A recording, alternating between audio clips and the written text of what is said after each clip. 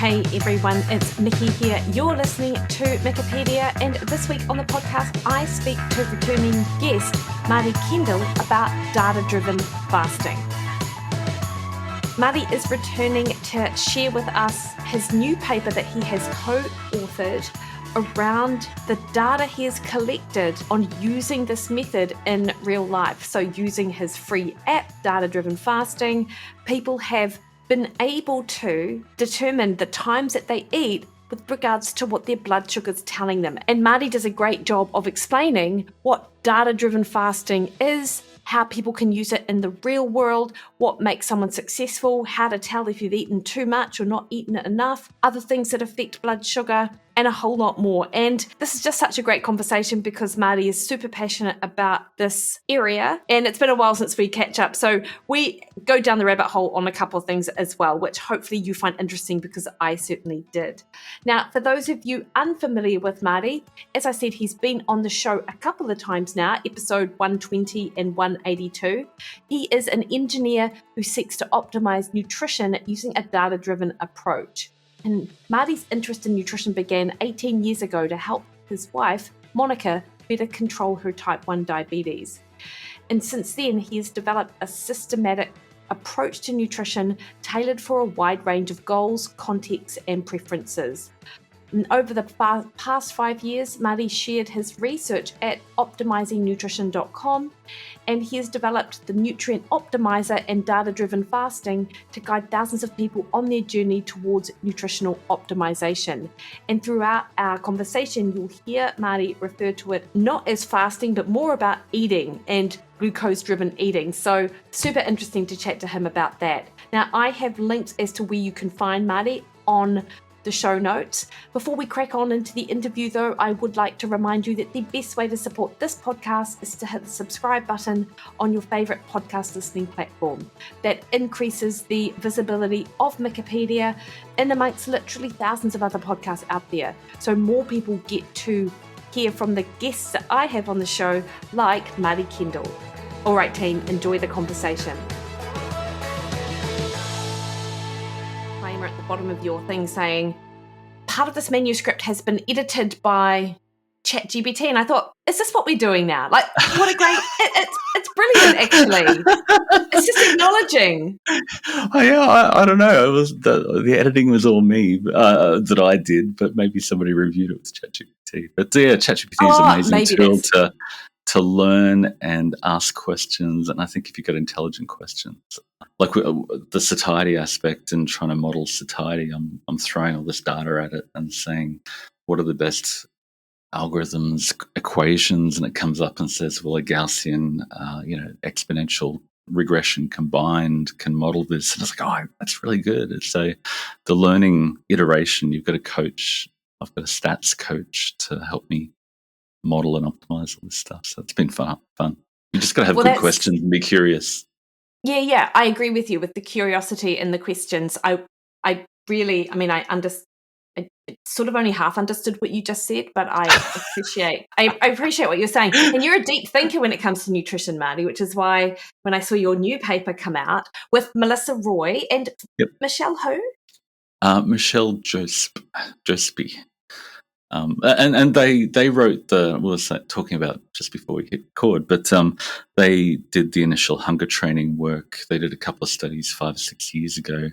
I saw that and I went, that's really cool. We could use that and tweak it. And given my context of type 1 diabetes and trying to optimize food choices for my wife, it all made sense, who's type 1 diabetic, to optimize her blood sugars. And I suppose in the context there, it was when fasting was blowing up. Had all these people bragging about how high their ketones were after fasting for, I fasted for 1 week and I fasted for 2 weeks and I fasted for a month. And then all these people are not looking so good after 3 or 4 or 6 months of doing that, because I think they were, they lose track of their actual hunger and satiety signals because they've been taught to ignore them, and they push through them, and then they refeed. At the time, a lot of people thinking protein is bad because it kills your ketones, so they're refeeding on basically oil and to keep the ketones high. And I went, there has to be a better solution here to show people how to optimize the glucose to actually eat more regularly. We called it data-driven fasting at the time, but it was really a ploy to get people to eat when their body needed to, not more often, not less often, and give them what they need when they need it. And yeah, had 10,000 people use the app, and we wrote a paper, and here we are. Yeah, can you tell me, like you mentioned, I missed the name. You said, I'm going to say humdinger. It wasn't that. But what is that? What is the original data that Rachel Taylor and Melissa Roy sort of looked at that you then used with your approach? Yeah, they did a couple of little clinical studies, and you're talking about Rachel Taylor that you worked with. And She's my master's supervisor. Yeah. University of Otago. And it just made a lot of sense. And then they did nothing with it because they all moved on. And I think Melissa Roy went off to do medicine and do that more formally. And never picked it up. And I went, why is nobody doing anything with this? It just makes a lot of sense to be able to calibrate your hunger and then time when and what you eat. And built a spreadsheet and made a Facebook group, and it just blew up. And a lot of people, because fasting was popular, keto was sort of popular, and right time, right place, and it changed my life. And I got to take 4 years off engineering to guide people through it. So it's been a ton of fun.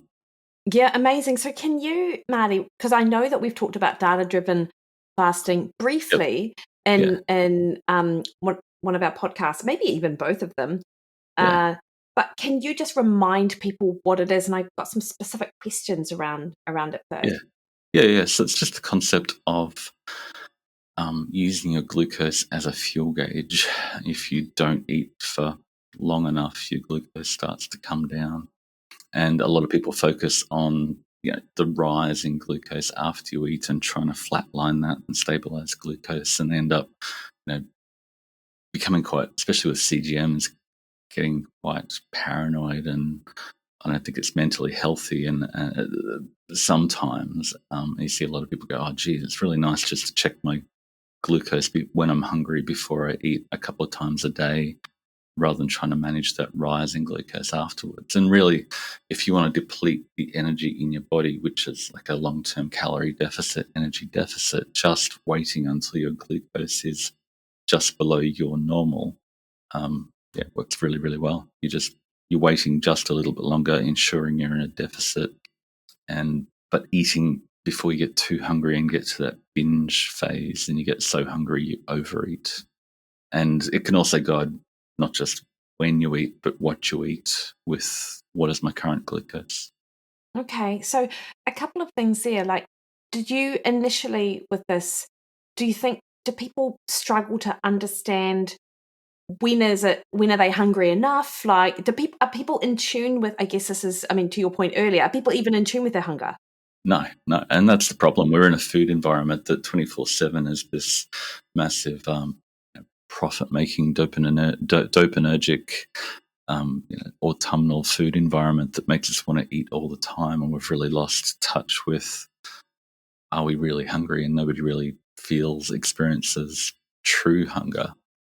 But then in comes fasting, and I can fast for a week or days, or I'll ignore my hunger and I'll just push through it. And I think when you eat again, you've lost your satiety, true hunger signals, and you end up overeating and not able to stop. I mean, Eric Helms talks about his first bodybuilding competition, and after you get to a point where you're 30 kilos heavier and worse than you were before if you push it too hard. And so I'm an engineer, so optimizing nutrition is all about finding that right balance that you can sustain for the long term. And that's the key. Everybody wants to lose weight quickly, push it really hard, and then they push it too hard and they rebound. And so this is a way of just nudging people in a consistent energy deficit.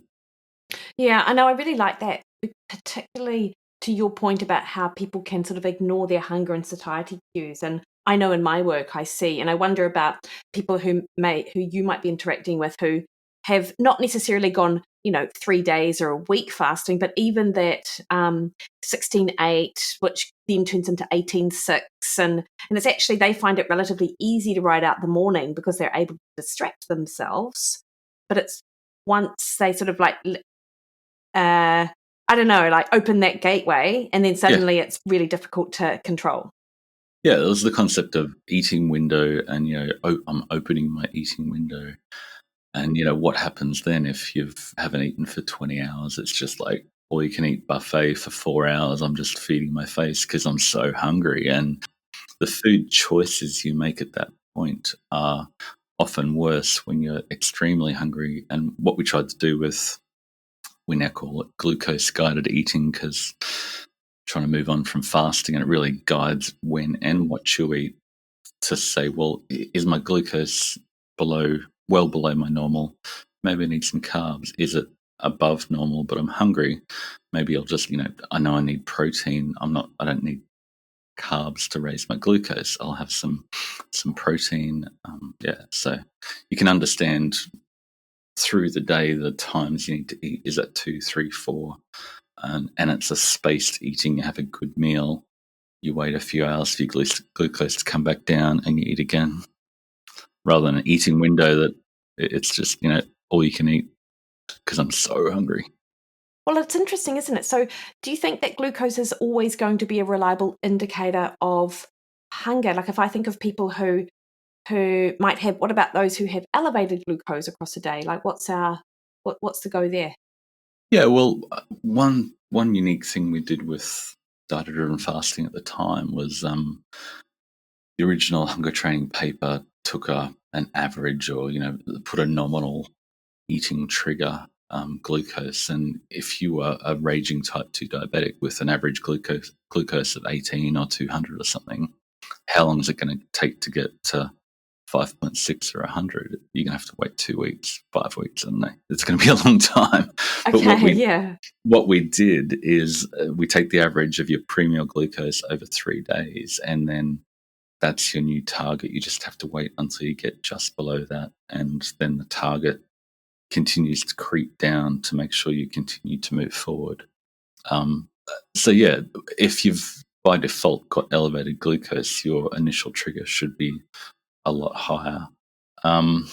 Is glucose a good hunger signal? There's a lot of other factors, like you said, exercise or sleep or stress, and we factor all those things in to allow people to eat.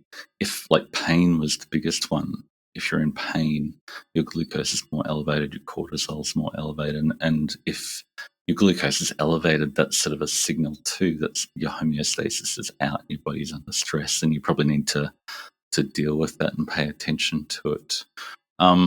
So there is a bit of noise in the system, but if you use an accurate glucometer, it works quite well to allow people to wait until they need to eat and then make an intelligent choice of what they eat.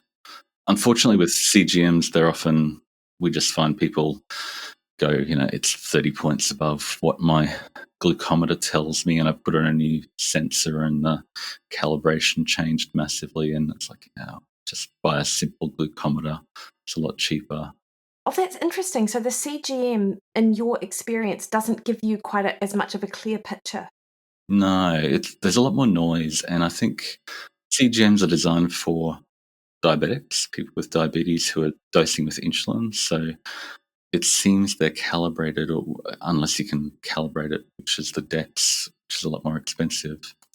It reads higher in the low range because the Abbott diabetes or whatever want to make sure you're not dosing yourself to go really low. So there's sort of a safety factor that they want to keep you high. So it seems to read higher than actual blood sugar in the lower range, which is the people we're trying to help with, not necessarily all raging diabetes.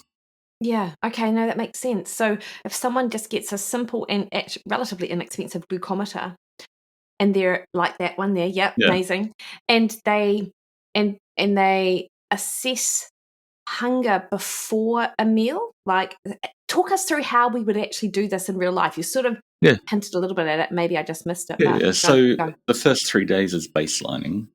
and when you're hungry and decide to eat, test your glucose. And that gives you your average over 3 days, and that's your personalised glucose trigger. And then going forward for 5 days, we say, let's try to just wait until you get at or below that. So people are then more conscious of their actual hunger.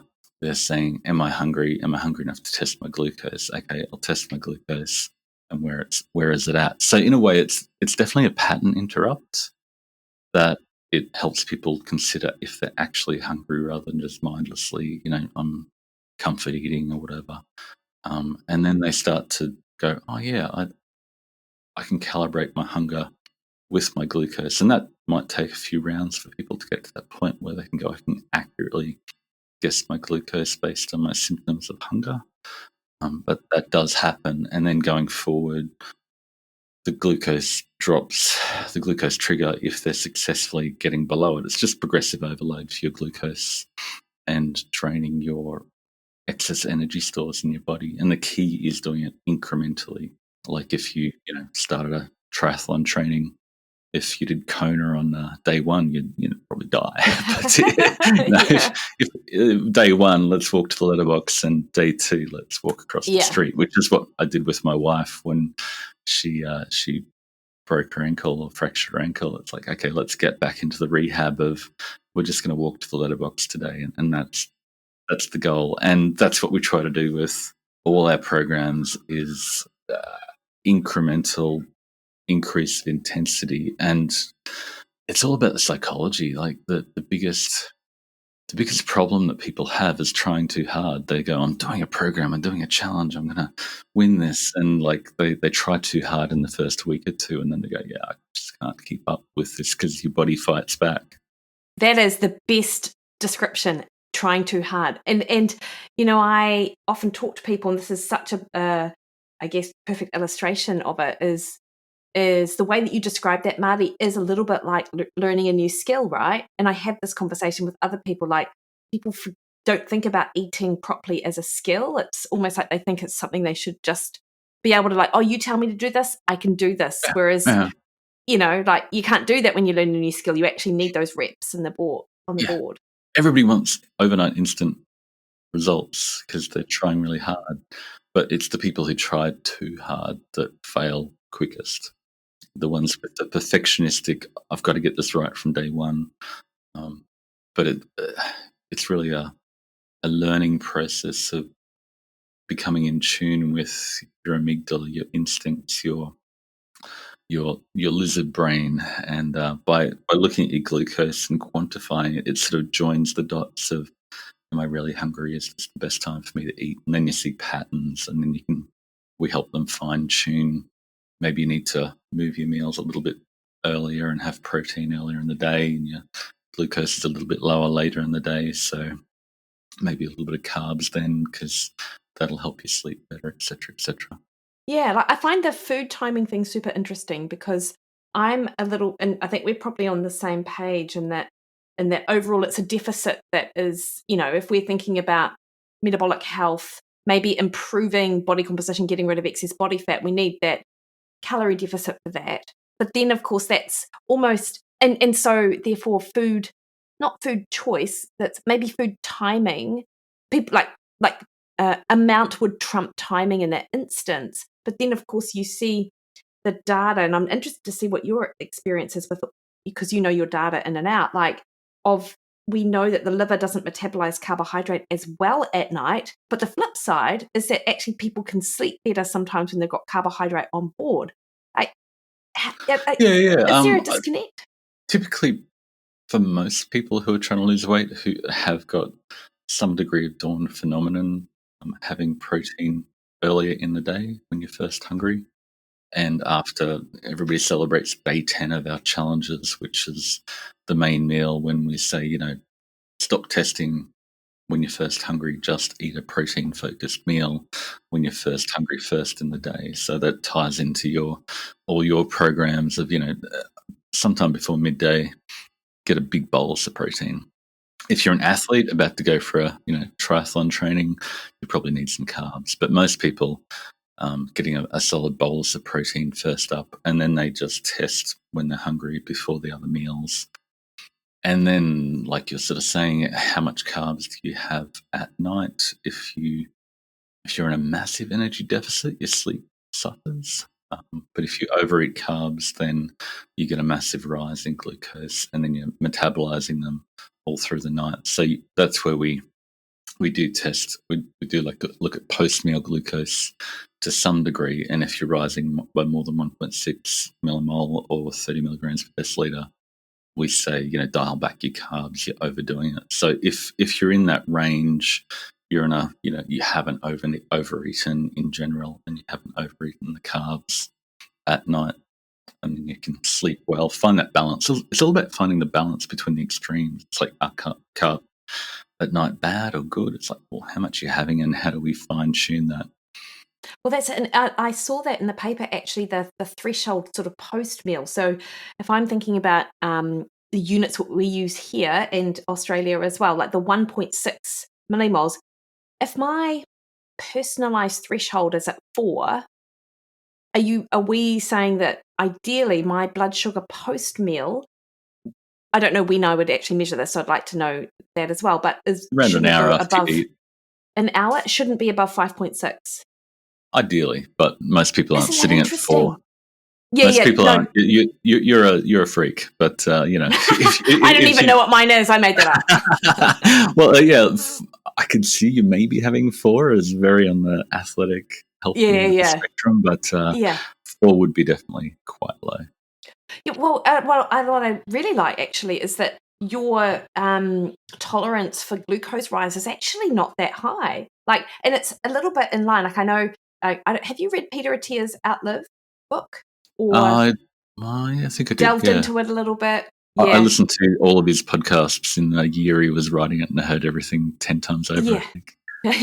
Yeah. No, I appreciate that. And he's got a pretty low tolerance for glucose rise, whereas other health professionals out there, looking at dietitians on X and stuff, think that we're just a little bit zealous over a glucose spike and what it should look like. And I also find, and I don't agree with that either. Like, if you are healthy, like metabolically healthy, sure, it's probably not an issue, but most of us actually aren't metabolically healthy.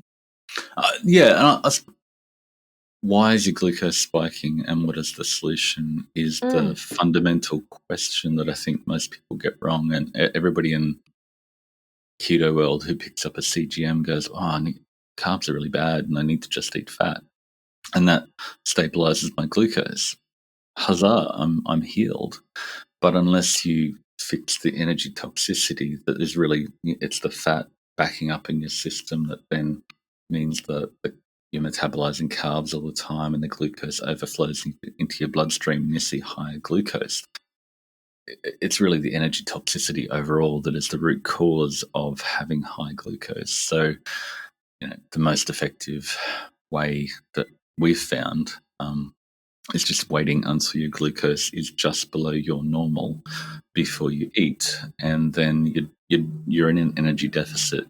Tick, I'm in an energy deficit, a slight energy deficit before I eat, and that if you do that successively without pushing it too hard, you lose the body fat after you drain the glucose, and then you've solved your diabetes. So we're trying to attack the root cause rather than just addressing the symptom by avoiding all carbs and then eating fat. And then, eventually people, once they've drained the excess fat from their body, they can tolerate carbs again. It's interesting, isn't it? Because, of course, if you dip your glucose below that personal threshold, then that is sort of telling, then the body is obviously looking for other sources of energy, and it's getting into that body fat, which a lot of us actually can't do. Like, that metabolic flexibility, the ability to burn fat is, I think this is another area which people just often overlook. Like, they're just like, women are metabolically healthy. And I'm just like, well, no, like at some point maybe, but not like if we think about population statistics, actually, like that would actually tell us that not the opposite is true, but that's just not a given.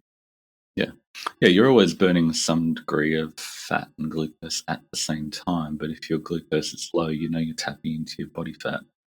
So as long as you're not overeating the dietary fat, you're burning body fat, which is what you want to do. So that's sort of how this system really helps people go, okay, I'm depleting my glucose, so I know I'm tapping into my body fat. And then what kind of guidelines, Marty, would be given to people in this instance to not then just overeat when they do eat? Like, and then I guess it's learning, right? Probably, like these people might It's an actually be. iterative process. You go, wow, it took me a long time to get back to trigger again. I ate a pizza or went out to a party, and geez, it took me a couple of days to get back to my normal trigger again. Next time I go out, I won't. I'll moderate what I do because I can see the impact on my glucose for days after. Oh, this is interesting. And is this in your experience, like with your data points? Is this what people experience? Like, if I go and have a big blowout, and I'm pizza, beer, ice cream. I would need ice cream. I don't like ice cream, actually. You have the fish and chips, don't you? Yeah, I love fish and chips. And a really good hazy or whatever. Like, and a good burger and beer. Yeah, so but if I wasn't exercising and actually utilising that fuel, could it take the average person like a day or two to actually get back to their baseline glucose levels? Definitely. And with my wife, I watch her glucose and insulin, and you can see the insulin with the closed loop pancreas system is hammering extra insulin for days after if she goes out to a family buffet or something and doesn't have good food choices. So the solution then is just, if you're above trigger, prioritize a higher protein percentage, ideally smaller meal. Probably not going to be as hungry. You've got plenty of glucose and fat on board, so you just drop in smaller, higher protein percentage, protein spring modified fast sort of approach. This is what I'm thinking. And you've written a fabulous, whole huge book on protein sparing modified fast on your website, actually. That was ages ago. Yeah. It was that was so a fascinating rabbit hole. Oh, thank you. Yeah. Thank you. Yeah. But what a perfect solution, actually. Yeah. So if you had a blowout binge, then it's sort of PSMF. But 50-60% protein is hell. If you try to do it for too long, that's unsustainable. So we're trying to find that balance based on your glucose. If your glucose is elevated, then go for that PSMF sort of approach. But if your glucose is low, time to drop in a good hearty meal. You've earned it. You've probably exercised, and it's time to eat well and not go, I'm going to PSMF again and again and again. And the sustainability of the PSMF is not great because we need some energy. So I've got a question, though, because I know that people will be listening to this going, yeah, but after I have a binge, all I want to do is eat McDonald's the day after. So what is going on with my blood sugar? And I guess they'd have to test to know. Like, what do you think is happening there? Like it could be low blood sugar still, though, right? I mean, there is the hypoglycemic dip that you see sometimes. If people go up and then crash down, that can be part of the factor. So that's sort of why we're trying to get people to go, well, if your glucose rose more than 30 points or 1.6 millimole after you ate and you're trying to lose weight, you probably ate too much and maybe too much carbs. And if you're crashing afterwards, you're going to make poorer food choices. So let's bring the oscillation down into a healthy range, but not try to smash it so much that you have to go to a 80% fat diet. And we're just trying to help people use their data to avoid the swinging to extremes that humans always do. If a little bit is good, more is better. And then I crashed and hit the wall again and failed another diet. It's like, no, the diet failed you. You just need to understand what's going in your body, use the data intelligently to inform a progressive overload for your metabolism, because your body's going to fight back. Your body wants to survive. You're fighting with your survival instincts, and in a fight to the death, when there's pizza and 7-Eleven and everything around, Uber Eats, everybody's, even at work, everybody's just like Uber Eatsing their McDonald's. It's like, oh my gosh, what have we come to? That sounds so expensive to me. I'm like, oh my God. I know, right? I'm eating the salad and eggs and tuna and that my wife has lovingly prepared for me, and they're just like, anyway, I don't know. I love that your wife prepares you your lunch. To be fair, I quite like preparing Barry's lunch for him as well. There's a sense of like, I know you're off to work and you've got some good fuel on board. So she must Yeah, get the same and you open joy. it and you go, my wife loves me. I'm loved. Yeah, I love it. I love it. Hey, And everybody else goes, who's eating the fish? Marty's eating fish again. I know. Yeah. So Marty, I do really love the idea of the personalized thresholds, because I feel like, and this is another thing that Tia talks about as well, is that sometimes our limits for what is healthy is a little bit like generous. I think, like to the point, and I think Artie Dykman says this a lot. That people with type 1 diabetes actually deserve low blood sugars, and we shouldn't just accept that blood sugars will be higher. And I feel like in this modern, like a lot of those, I don't actually know if blood sugar has shifted, the range of blood sugar has shifted over the years. I know We're all other getting markers fatter, have. therefore glucose is higher. Yeah, yeah. And I feel like it's actually now just an accepted thing, whereas what we're trying to do is understand what we particularly need, which could actually be a lot lower than the 4 to 8 that's often sort of bandied about. Not 4, but the 8. Four is getting to the lower end. Yeah. But Yeah. 8 is still, or 8 or 10 even. I'm thinking about CGMs. Like they have, like I've got clients who occasionally wear a CGM, and the normal range has that allowance up to 10. Yeah. Seems quite high. Yeah. And we had a long philosophical, our live Q&As these days, because a lot of people have done it before, are really great times. In our micros class yesterday, you've got someone going, I want to, what should my target be? And it's like, you're doing well, you're making progress, your A1C is coming down, your weight's coming down, you're looking better, you're feeling better. All those things are a win. And just because your A1C is 5.7 and you think it should be 5.6 or under, how much effort do you put into reaching an arbitrary number that is the population average when your genetics might be different? And so there's a trade-off there of how much you push it, and how much you're sacrificing your lifestyle to because you feel like you've failed, and you go, well, I've pushed it as far as I can, I've got great results, I'm happy with this, and now I can maintain it. So there's sort of you can't put one number on everything for everybody, because they've all got different, not just glucose thresholds, but personal fat thresholds based on their genetics. And some people can carry a lot of weight and still have really great blood sugars, whereas other people, their bodies can't store their energy as well, and it overflows into their glucose, and they're diabetic at a much lower body fat level. So yeah, you has to be personalised, and we see a massive range, and wherever people start, they make progress. I suppose once you get down to really, really healthy blood sugars, that you don't see as much signal in the glucose to guide the process. So that's when we go, okay, do our macros course or a micros course, which focuses on satiety and nutrient density and quantifying that. So the glucose signals course, which is what we're calling it now, is sort of the entry point that people find really easy. They go, oh yeah, this really works, I've lost a lot of weight, but my glucose has told me that I really understand now that I need to look at my food, what I'm eating, improve that, and then we can dial up satiety and then nutrient density quantitatively. And yeah, when they do it, it works. When they are human and get busy and don't always do it, then yeah, which is always part of the journey, regardless, isn't it? Like, it doesn't matter how much you know or how diligent you are in certain times. Like, sometimes things just fall off. And I think if people understood that more, they'd actually probably be more successful in the long run, which is a bit of a tangent, but I think about that a bit. Yeah.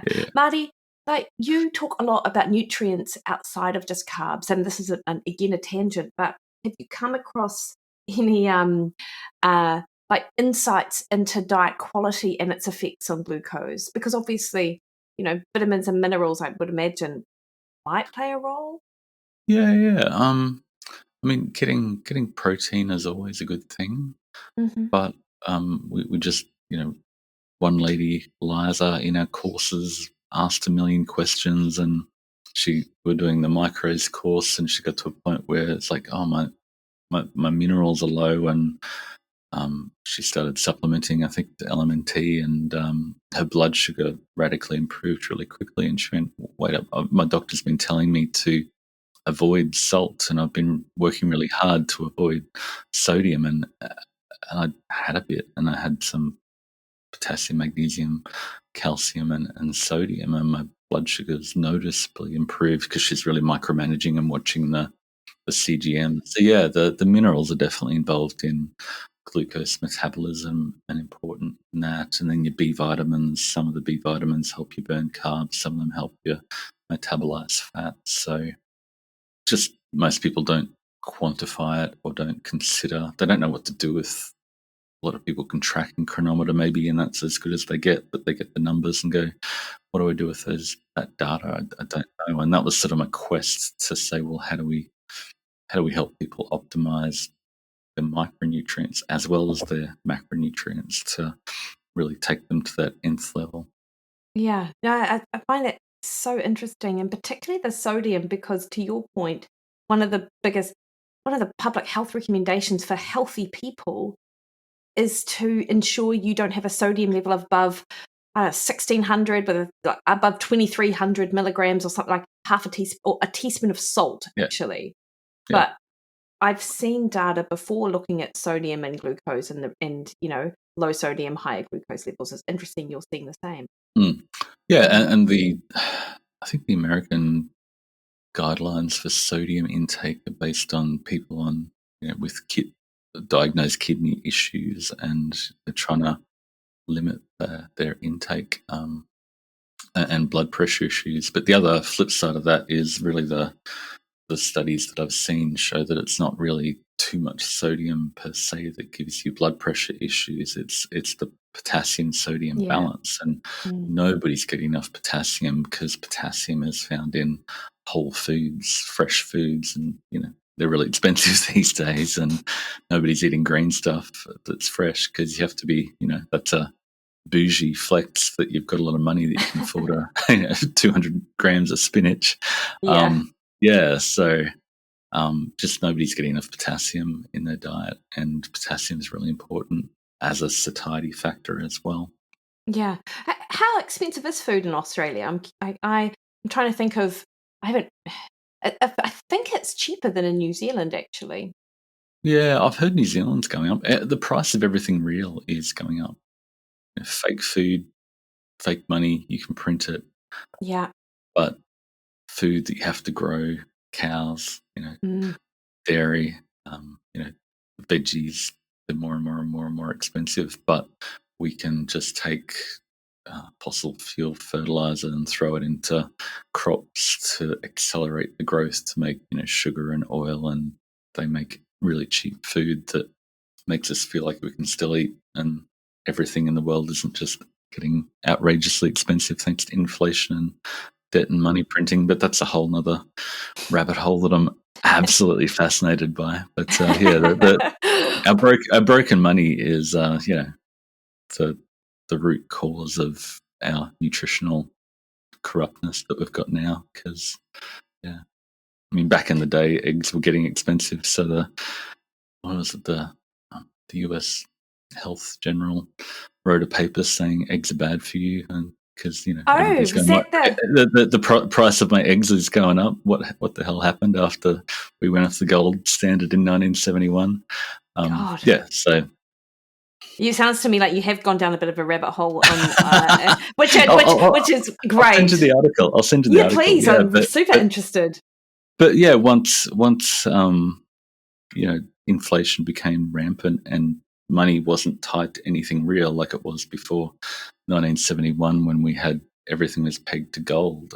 Everything real became more expensive, so they had to say, let's make food cheaper so the population doesn't realize that I can't eat because of this inflation thing that's going at 8 or 9 or 10% a year because governments are funding wars with debt that dilates everybody's purchasing power. Is it? Do you know what? Like, this is interesting, and obviously we can't go. I don't know enough about it It's to a really ask massive you. diversion But rabbit hole. Sorry. I know, and I don't know enough to ask you intelligent questions around that. But isn't that like an interesting lens to look through? Because other people will explain the changes in the food supply due to nutritional or marketing type thing, but this is actually a bit different from other Yeah. Think of it as the government had to work with the food manufacturers to create a food system that was affordable, so populations don't revolt. Because you've seen, there's a really good book about fiat food, I think it's called, that talks about when food got too expensive in India, the population radically revolted against the government, and they price of things can power and whatever can go up to a point, but if you can't afford to feed your family, the people actually revolt. So think of the modern nutrition guidelines as an acceptable level that will prevent death, but it's not actually optimal nutrition. It's not designed for health or weight loss. It's just enough to get by, to the point that you won't, you'll survive, but it's not optimal. So my quest has been to go, what is optimal nutrition? How do we quantify that? And that food is unfortunately more expensive.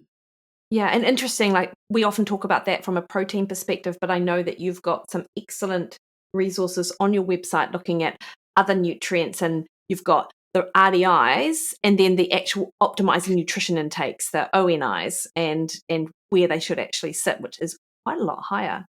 Yeah. And the adequate intake or the dietary reference intakes are typically the minimum we crave, and there's this bliss point, and they often basically bliss point, which aligns with maximum intake. So if you're eating the recommended concentration of B1, B2, B3, and all vitamins and minerals, you're going to be pretty much at the maximum calorie intake point. But if you want to eat less, you want to get more protein per calorie, more potassium per calorie, more sodium per calorie, more all the vitamins and minerals per calorie, and that's more satiating.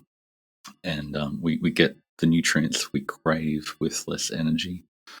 And it'd be nice if one day that was central to the nutrition guidelines that were aimed at health. And Yeah, would be. I can dream. Hey, yeah, I know you could. Marty, now if I go back to your data-driven fasting, and I mean there are so many rabbit holes we could go into, and I've actually got one, but I'll save it just for a little bit. A lot of people say they're not hungry in the morning at all. Like, are those people, in your experience, I know everyone is different, but generally, are they literally not hungry, or like is it a stress response? Like, can we see this in glucose? Like, yeah, a lot of people eat the main meal and biggest meal at night, and then after their main meal, they've got the bag of Doritos in front of the TV as they relax and chill out. But if they're not overeating at night, if you start to bring your last meal earlier, then you actually get hungry earlier in the next day.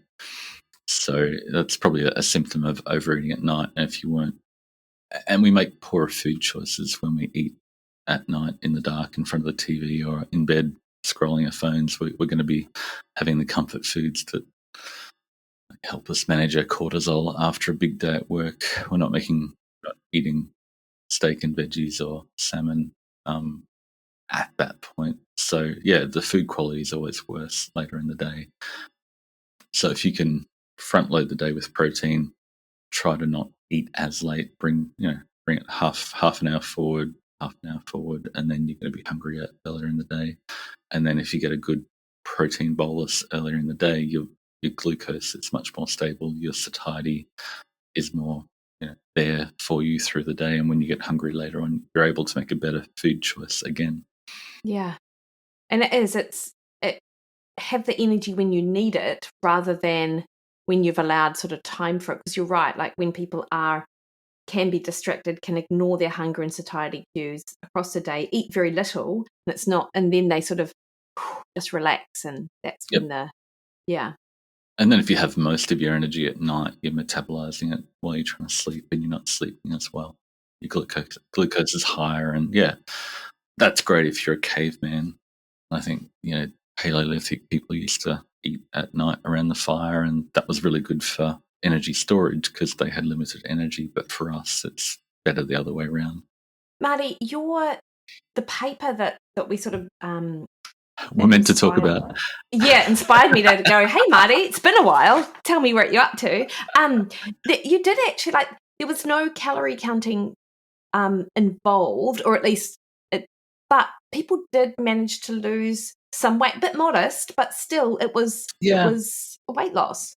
The numbers in the paper are based on it's a free app that we use in our challenges. So we've had more than 10,000 people log into the app and log a glucose value or two, and it's all those people counted. So if you log 2 values, we've taken that.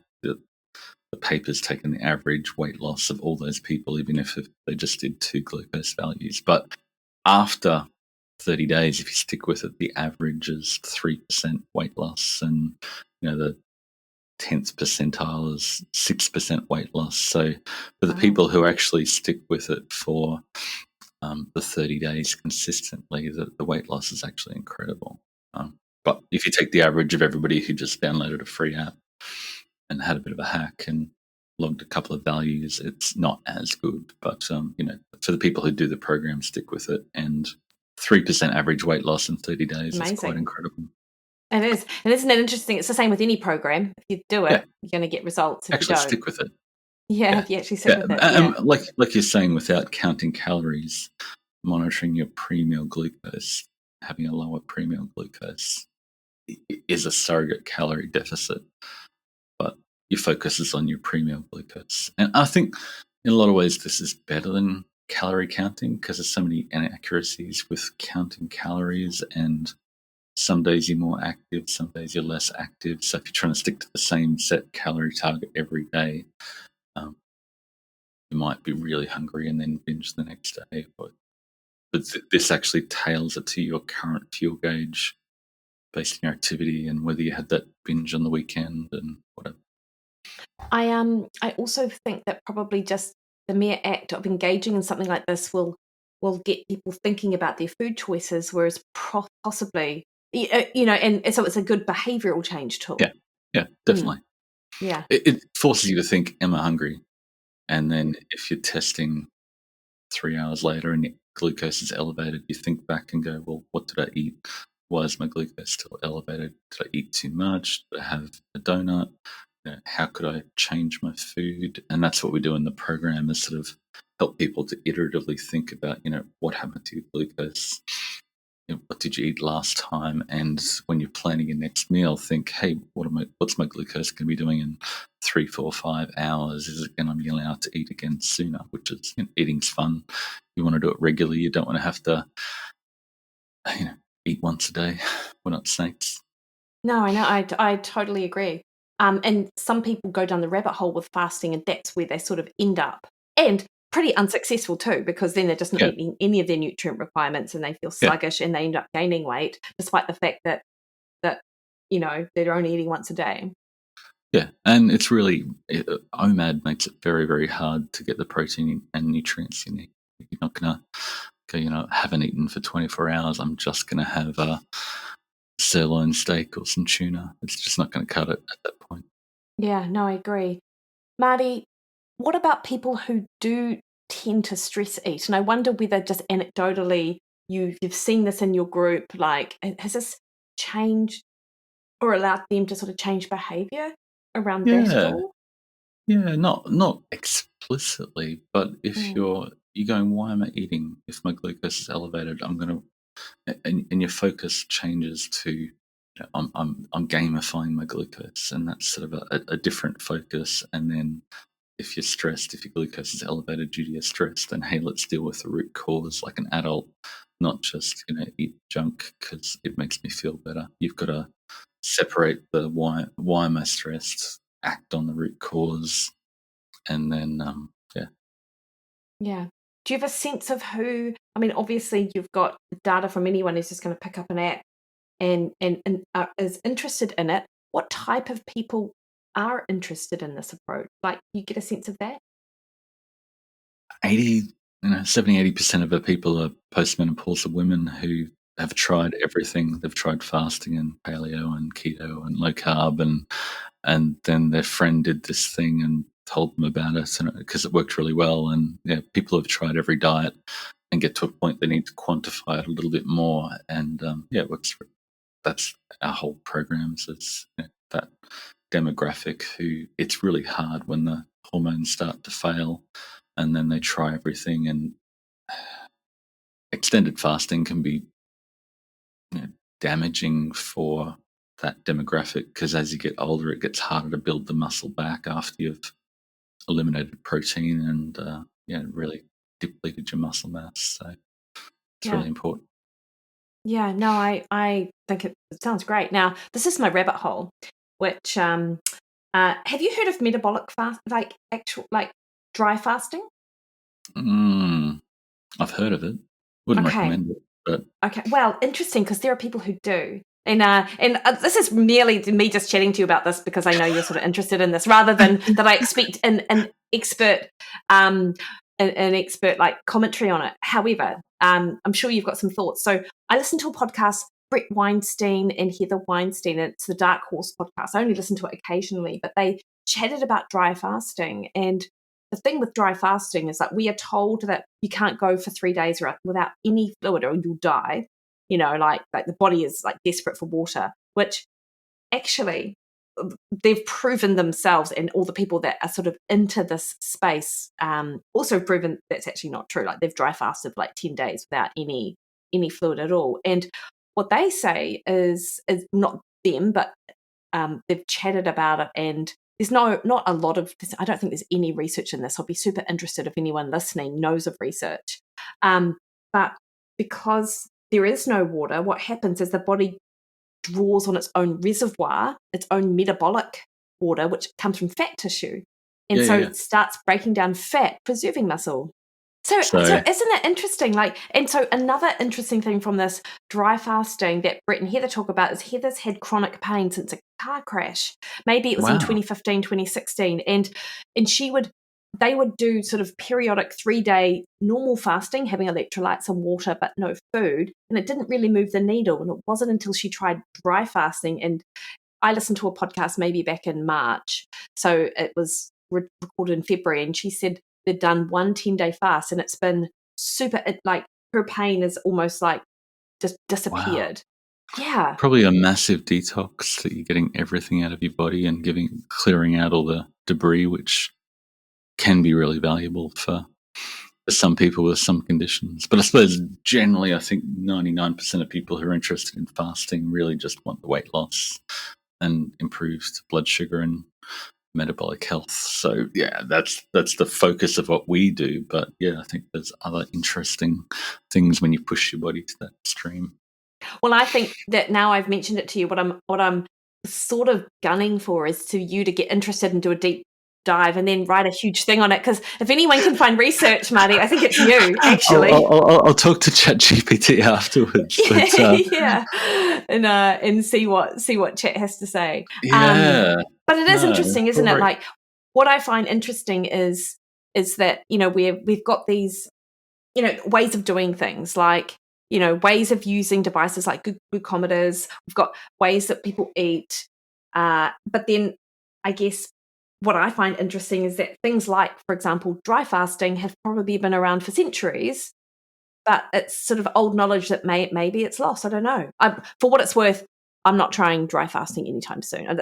Fasting doesn't necessarily appeal to me, but it'd be a challenge for you as a very lean athlete to dry fast for 10 days. Yeah. Oh, yeah. No, I and even like I've got friends who do normal fasting for about 5 days. I'm like, there is no way. Like, I couldn't do that. And to your point, eating is a joy. Like, I don't know. Yeah. Yeah, and our goal is to teach people when they need to eat on a regular basis.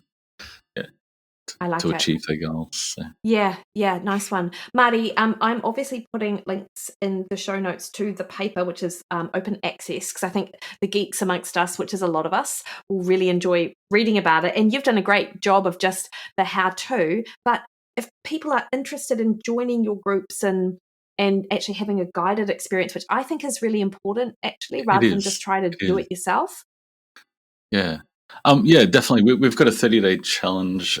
We're calling it glucose signals because rather than fasting or glucose guided eating, we're using it to focus on when and what to eat and finding the foods that work for you that help manage glucose and achieve weight loss and diabetes reversal. So we've got another done 42 of them now over the last 4 years, and we've got the 43rd starting this Saturday.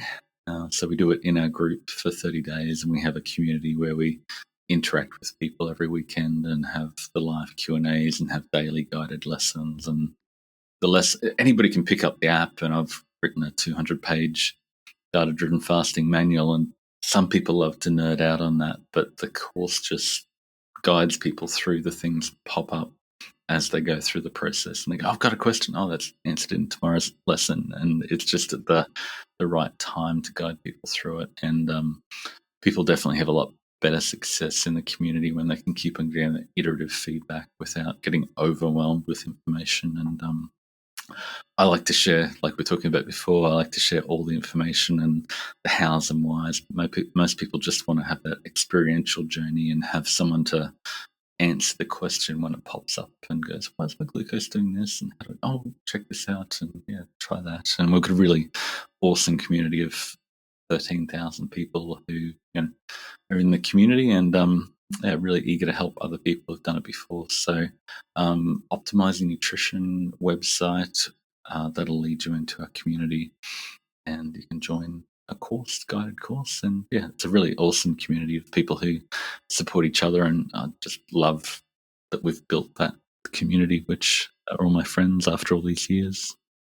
Yeah, I think it's great, Marty, and I think there's something really to be said about the community aspect of it. More than anything, I think that's such a powerful tool for people to sort of lean on, because anything unfamiliar and slightly intimidating is always buffered by the fact that you've got loads of other people, either experienced or not, doing it with you. Yeah. And if you can see people who have done it before, and you can talk to them and how did you get your results, and give us some feedback, and works really well rather than just picking up a free app and trying to give it a go, which a lot of people have done really well with that, but most people do a lot better with actual course. Yeah, nice one. Marty, thank you so much for your time this morning, and I look forward to hearing about your deep dive into that dry fasting, and then come back and talk about that. And I'll send you my article on broken money and broken food. I would love that. That sounds awesome. Which is a more productive deep dive. So yeah. Yeah. Awesome, Marty. Thanks so much. Thanks, Mikki. Been a ton of fun. See ya.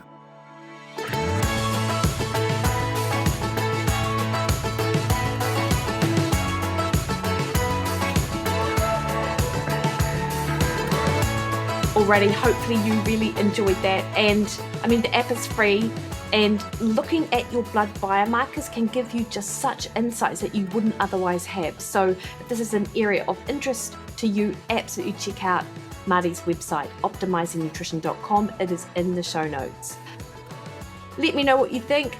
I am over on Instagram, Threads, and X at Mikki Williden, Facebook at Mikki Williden Nutrition, or head to my website, mikkywilliden.com. All right, team, you have the best week. Thanks for tuning in, and talk to you soon. See you later.